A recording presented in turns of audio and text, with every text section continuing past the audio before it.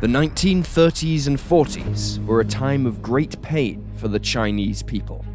Exploited by nearly all of the great foreign powers for decades, its vast population were largely impoverished, and with the collapse of the Qing Dynasty in 1911, which had ruled the country since the mid-17th century, political instability broke the country up into factions. Then, of course, came the Second World War. The Japanese occupation of China saw acts of brutality against the Chinese population that would be considered barbaric even by the standards of the Dark Ages. Then came civil war, ending in 1949 when Chairman Mao emerged victorious and communism ruled the country. The newly founded People's Republic of China found itself in a precarious position. Sapped by years of warfare and strife, the country was now at odds with an increasingly hostile United States that was dominated by anti-communist mania. Remembering how the US defeated their great enemy Japan with atomic bombs, Chairman Mao and the communists knew they needed an answer to America's superweapons, which were soon not coming just from the air, but below the sea. In today's episode, we're going to look at the history of China's efforts to develop the ultimate weapon. This is the story of China's undersea dragons, its pursuit force of nuclear-armed ballistic missile submarines, or SSBNs. Welcome to Wars of the World.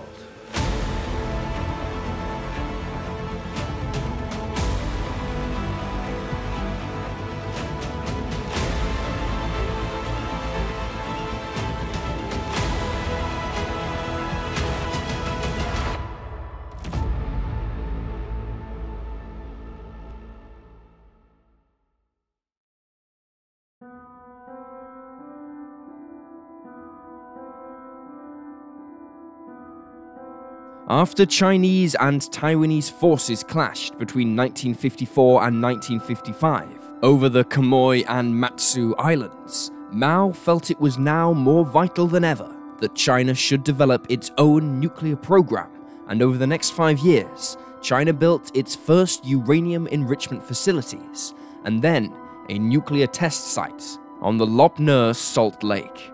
With help from the Soviet Union, who provided them with technical assistance along with Tupolev Tu-16 medium bombers and R-2 short-range missiles, China eventually detonated its first nuclear warhead on October 16, 1964. Dubbed Project 596, the bomb had a yield in the region of 22 kilotons, broadly equivalent to the Fat Man, dropped on Nagasaki almost 20 years earlier.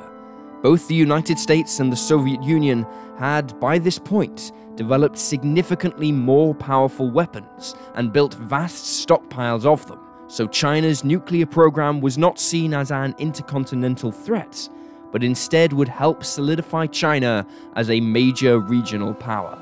It also helps negate America's powerful carrier forces, since China now had the theoretical ability to destroy an entire American battle group with just one bomb. But even Mao recognized that China was still unable to truly match United States firepower, either conventionally or with its small but growing nuclear arsenal in the 60s. Instead, simply being the fifth player in the game of nuclear brinkmanship afforded China significant diplomatic influence at the UN and in any future negotiations, and if war with the US ever did come, they could surely count on the Soviets for help. At least that was the belief by most concerned.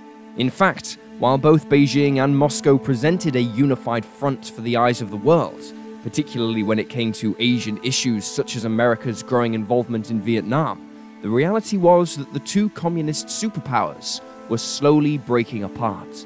The problem was that China was accusing the Soviet Union of slowly turning its back on communism and its goal of leading the socialist revolution against the old imperial powers, such as the United States. Now China was preparing to take over that role, and the communist world was threatened to be torn in two amidst a great power struggle between Beijing and Moscow. In 1966, China and the Soviet Union severed their last remaining ties, and now started to view one another as potential adversaries. This was extremely troubling for China for a number of reasons. Firstly, the Chinese military complex relied heavily on producing Soviet designs for weapons, thus sparing China the time and financial cost of developing their own weapons. With no new Soviet designs for tanks, aircraft, and warships, China was forced to retain aging designs for much longer than the Soviets or Americans, leaving them to rely on sheer weight of numbers in battle, as opposed to the quality of their weapons. Secondly, Chinese nuclear weapons were still in their infancy, while their methods of delivering such nuclear weapons were becoming obsolete in the face of a more advanced American weapon system. Chinese bombers such as the Tu-16 were especially vulnerable to supersonic fighters or ground-based defenses, while Chinese land-based ballistic missiles were still immature and their bases vulnerable to surprise attack. Thirdly, China was now facing threats from nearly every direction. The Soviet Union, the United States, Japan, Taiwan, the Philippines, South Korea, and the burgeoning power of India all had eyes on territories coveted by Beijing, and any one of them could spark a potentially devastating regional or even global war. By the end of the 1960s, the Chinese felt they needed to act fast to guarantee their survival and maintain their influence over the region, and it was clear what they needed: a force of ballistic missile submarines that could provide China with its own stealthy, undersea nuclear deterrence.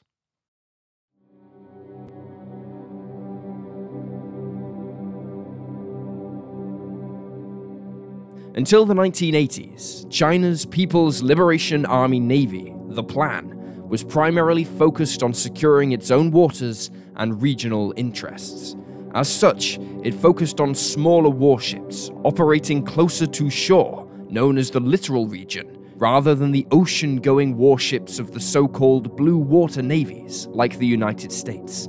And this philosophy extended to their submarines. China's attack submarine fleet in the 1950s and 60s relied heavily on conventionally powered Soviet designs, which would primarily serve to protect the Chinese mainland and vessels from predominantly American, Japanese, or Taiwanese warships.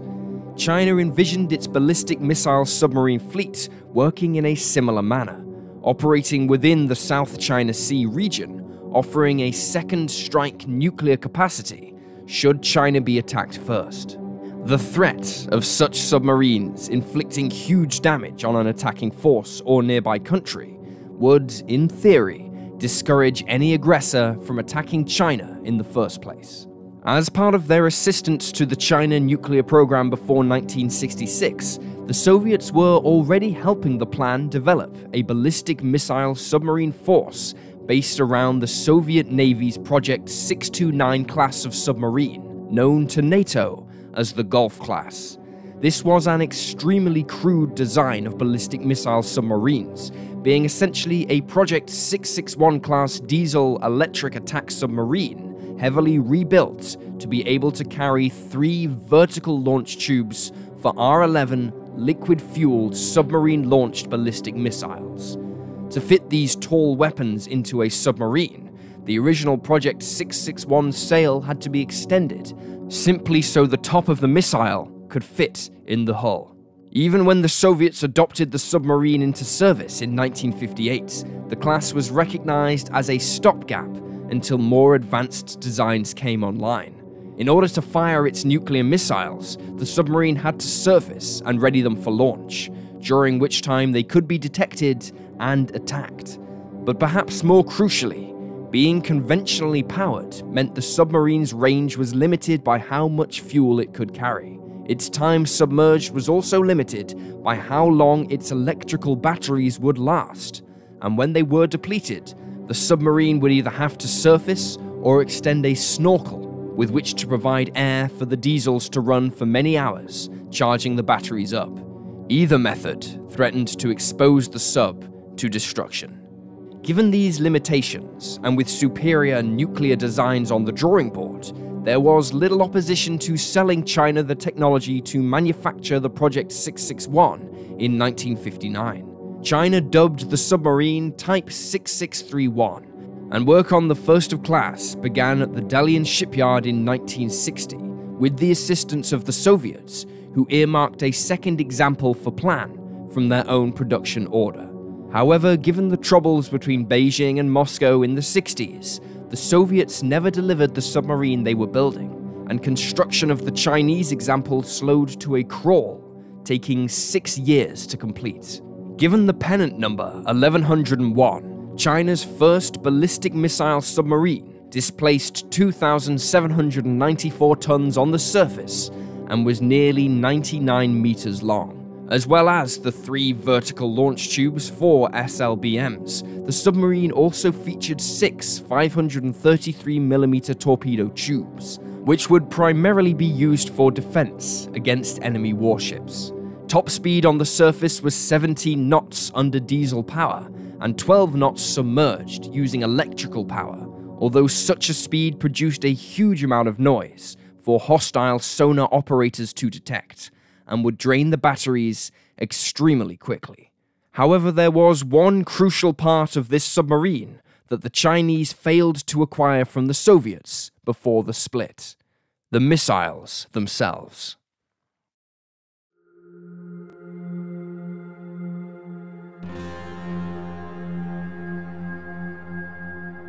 Any ballistic missile submarine is useless unless it has missiles with which to fire. Not receiving the missiles for the Chinese version of Project 629, the Chinese began work on a missile with which to equip their ballistic missile submarines. Dubbed Julang 1, meaning Huge Wave 1, the missile was a 2-stage solid-fueled design capable of carrying a single warhead with a yield in the range of 250 to 500 kilotons for a range of 1,056 miles. Range was increasingly becoming important for Chinese engineers if they were to provide a truly effective submarine-based nuclear deterrent.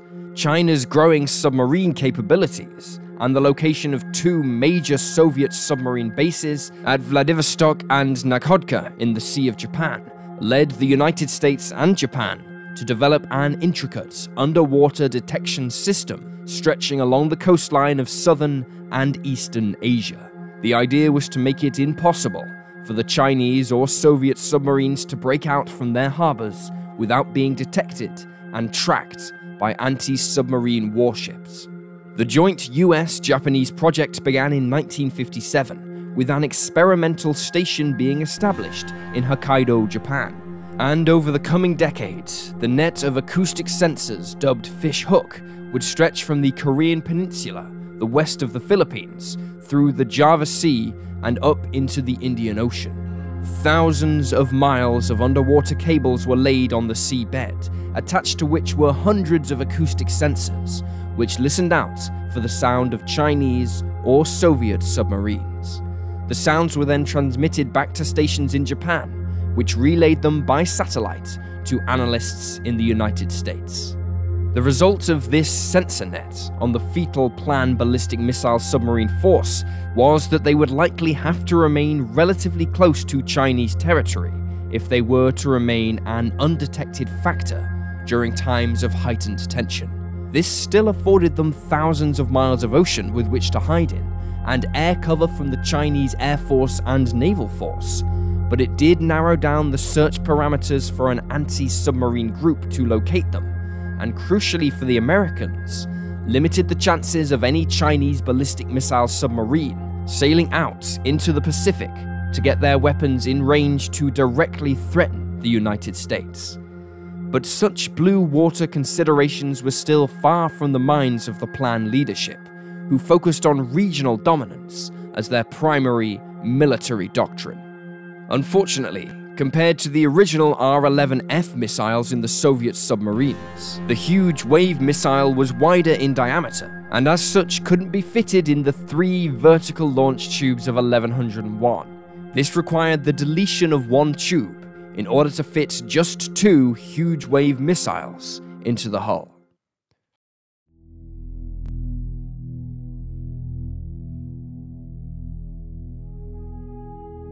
1101 emerged from the shipyards configured and ready for testing in 1972, but by this point, the plan had already come to the conclusion that the design was ill-suited to their needs for an operational class of ballistic missile submarine. Therefore, work began on a successor that would not only incorporate all the lessons learned from 1101's service, but would be nuclear-powered.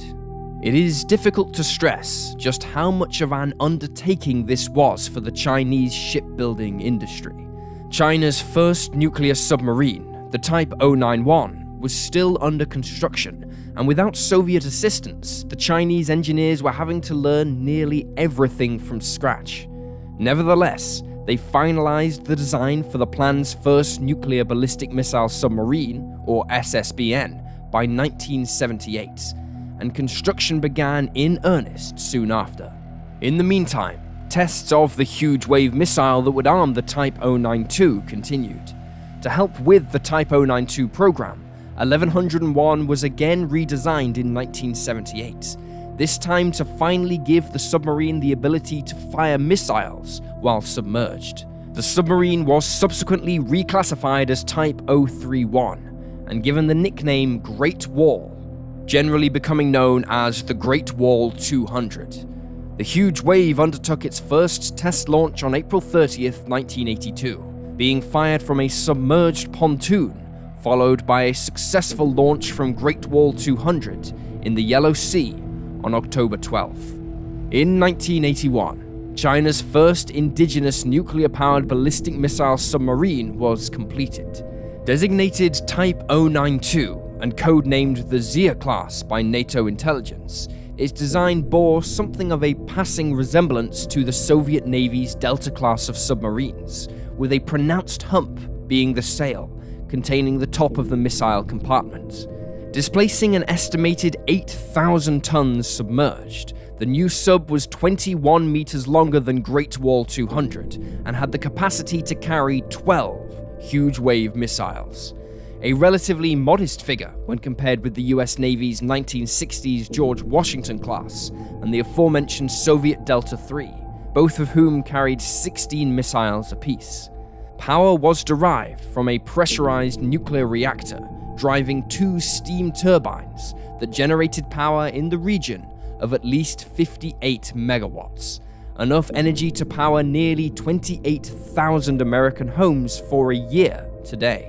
Type 092 was a feat of engineering on the part of the Chinese, being the first SSBN to be designed and built by an Asian nation, and the largest submarine yet built in China. Yet despite these accolades, the inexperience of the Chinese designers and the construction methods involved were clear. The Type 092 was plagued by reliability issues and spent much of the first 6 years of its life moored up in harbour, being repaired or redesigned.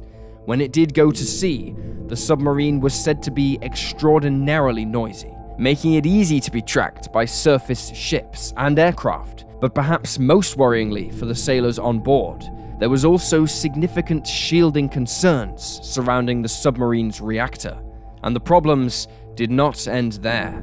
On September 28, 1985, the submarine moved into the Yellow Sea to conduct its first test launch of the huge wave. The missile breached the surface and ignited its first stage rocket motor, but then became extremely unstable and exploded.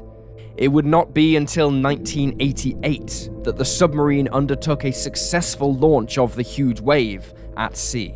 Despite being declared operational in 1987, the single Type 092 reportedly never left the safety of China's coastal waters. Instead, the submarine became yet another lesson for the Chinese in building and operating an SSBN, it being employed on various test duties, including the fitting of imported Western technologies during a thawing of relations with Western countries in the 1980s. Rumors have persisted that a second example was built and then lost in an accident, although this has never been confirmed.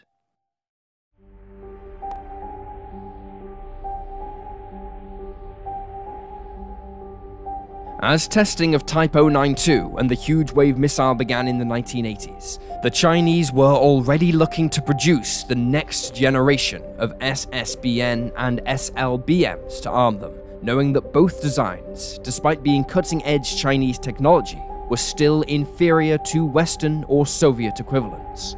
In the early 1970s, work began on a new intercontinental ballistic missile that would have both land and submarine variants, and in the latter case, would offer a marked improvement over the earlier huge wave. Designated DF-31 and JL-2 for the land and submarine-based variants respectively, the new missile was a three-stage, solid-fueled design with an operational range of up to 9,000 kilometers, or 5,500 miles. The first stage engine undertook test firing in 1983, but as the decade drew on, the project would be redefined to take into account China's growing experience in the miniaturization of nuclear warheads. Initially, the JL-2, or Huge Wave 2, was intended to carry a single 1 megaton warhead. However, smaller warheads allowed one missile to be able to attack multiple targets or saturate a target area, making them far more flexible and devastating weapons. Known as Multiple Independently Targeted Re-Entry Vehicles, or MIRVs, the weapons also had the advantage of being more difficult to shoot down once the individual warheads had separated from the launch vehicle. MIRVs were already the staple of Western and Soviet SLBM systems, and so the Chinese leadership demanded their own equivalents. However, this did greatly delay the development of the Huge Wave 2. At the same time, work was underway on the next generation of Chinese nuclear submarines, including the Type 093 attack submarine and the Type 094 SSBN, which would incorporate the lessons from the troubled Type 092. The Type 094 would have a similar configuration to the earlier submarine, but would be longer again at 135 meters and displacing 11,000 tons. Nuclear armament with the more bulbous hump meant the sail would consist of 12 Huge Wave 2 missiles. Such was the high priority of the nuclear submarine fleet that in the 1980s, the plan enjoyed roughly a 20% share of the overall Chinese defense budget, a significant hike over previous decades. Plan was also expanding to include larger warships that would finally allow it to routinely sail outside of its territorial waters, creating the blue water force many Chinese admirals had dreamed of, as well as projecting Chinese influence further out to sea. These surface ships would have a crucial role in protecting the new SSBNs as they ventured further out to sea to threaten any potential aggressor, even the American homeland itself, if necessary. Even in the democratic West, nuclear-armed navies are tight-lipped about their nuclear development programs for obvious security reasons, so one can imagine how difficult getting reliable information on the Chinese program can be. Sources vary as to when this new submarine, known as the Jin class, entered service, but the first example must have sailed in the early to mid-2000s, for it was in 2006 that the world first caught a glimpse of the new warship, thanks to commercial satellite imagery taken of a Chinese naval base. Over the following years, further images confirmed that the Type 094 was not another one-off like the 092, as more examples were identified, confirming that China was now, finally, fielding a submarine-based nuclear deterrent. As for the Huge Wave 2, it is perhaps somewhat fitting that the weapon which would give the plan its deterrent undertook its first test launch at sea from the Great Wall 200 submarine in June 2005, the very vessel that helped kickstart the ballistic missile submarine program over 40 years before. The first launch was a success. However, the following year, another test proved a failure, delaying the weapon's introduction until another successful test launch was carried out from the Great Wall 200 in 2008. This gave the plan the confidence to now test the missile from the Type 094 in 2009. a test which proved successful and confirmed that the Qing-class submarines and the Huge Wave 2 could be declared an operational weapons system in 2010. Over the following decade, at least 6 Type 094s became operational, with the plan affording the Chinese the capacity to provide a continuous at-sea nuclear deterrence, akin to that enjoyed by the US, Russia, United Kingdom, and France. The Type 094s have also ventured further out to sea than the Type 092 ever did, and have conducted patrols intended to demonstrate that the plan now has a truly global reach, with the submarine's arsenal of huge waves, which are capable of reaching some 75% of the continental United States from islands east of Japan. The JL-2s can retain their single 1 megaton warhead if required, but around 3 smaller warheads, each with a yield of up to 150 kilotons, or 7.5 times the Nagasaki bomb, is more likely giving the missile a wide operational scope. Guidance for the missile has also been significantly improved, thanks to China's own satellite system. China have also launched an improved variant, designated Type 094A, showcasing a more prominent missile bay hump, which has led to speculation that the number of missiles carried has been increased to 16. But it is also possible that these changes were made to prepare for the vessel to carry the Huge Wave 3 missile, which is currently under development. Yet, despite all these advances, Western analysts are still highly critical of the submarine.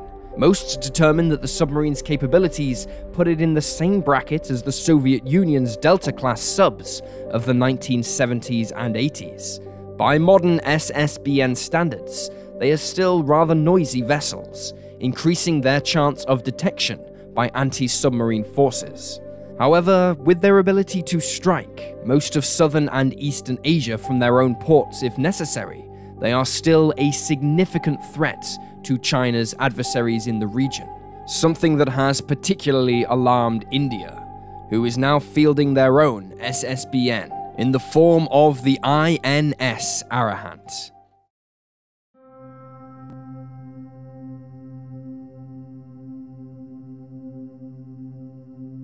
Against the backdrop of China's growing fleet of nuclear-powered ballistic missile submarines, stepped in an oddity of a design.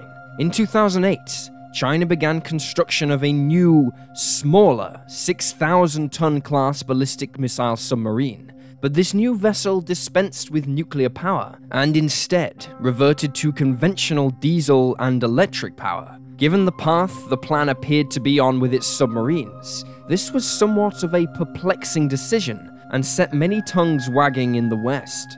Speculation ranged from the new sub being a lower-cost backup to the Type 094, to China intending to sell the design to Pakistan as a counter to India.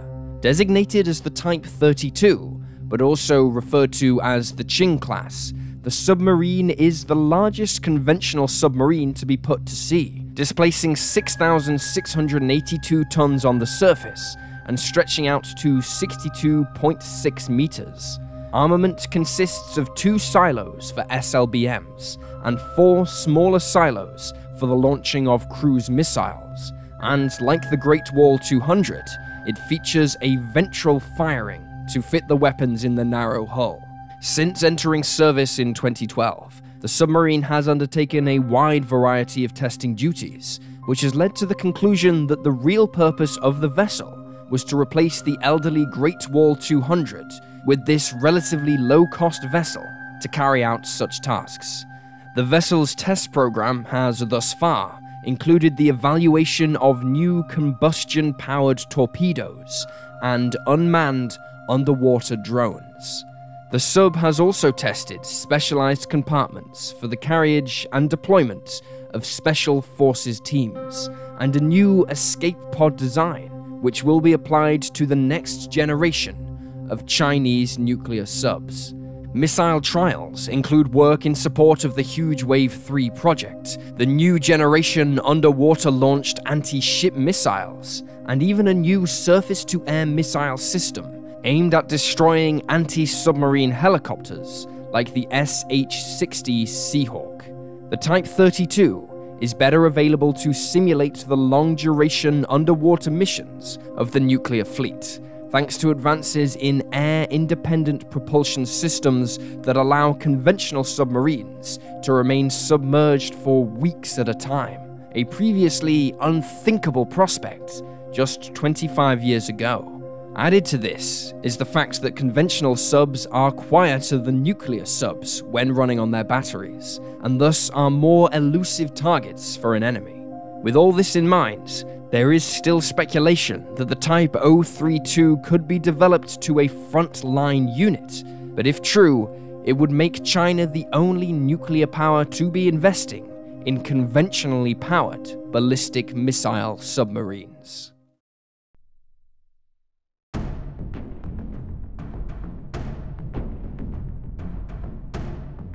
On November 24th, 2018, China conducted its first successful test of the huge Wave 3 missile, and further tests were carried out in 2019 and 2020. The missile is expected to be declared operational by the mid-2020s, and will have a range of 7,500 miles, 2,000 miles greater than the huge Wave 2. It is anticipated that the missile will arm the Type 096 SSBN, which is rumored to be in development and is said to be equivalent to the US Ohio class, although information is sketchy and at times highly speculative. In the meantime, the Type 094s will continue providing China with a continuous at-sea nuclear deterrent, armed with either upgraded huge Wave 2s or possibly even huge Wave 3s. Given the Chinese mania for squeezing every last usable second out of their weapon systems, even when they have long passed their useful lives, it is likely the Type 094s will soldier on for many decades to come, yet operating out of underground submarine pens, such as the ones on Hainan Island. China's growing ballistic missile submarine capacity has been a constant source of concern for the region, especially Taiwan, Japan, India, and the United States. In January 2021, it was reported in India that the country was working with the United States and Japan on extending the modern equivalent of the fish hook system into Indian waters, not just as a counter against submarines like the Type 094, but China's growing use of intelligence-gathering underwater drones. India has also acquired American-made Boeing P-81 Poseidon Advanced Maritime Patrol aircraft to help track Chinese submarines. However, China appears to be refusing to be trapped in their home waters any longer, either by their own doctrine or by technical limitations, both of which hampered their naval expansion prior to the 1980s. In 2017, the Chinese Submarine Academy at Qing outlined in a paper the situation it was finding itself in, namely that the US and Japan were trying to blockade their submarines in ports with their elaborate sensors, and such it was imperative that their submarines operate further out to sea, and indeed around the globe, to maintain their effectiveness at a distance where they can become more elusive targets. In order to achieve this, the paper specifies that Allied support from Chinese client nations, such as those in Africa or South America, would be essential for resupply or even the basing of these submarines. This paper continues to spark alarm amongst military planners in Washington, who fear that in the very near future, they could be hunting Chinese submarines not just in the South China Sea or Sea of Japan, but out in the Pacific, Mediterranean, and even the Atlantic as well.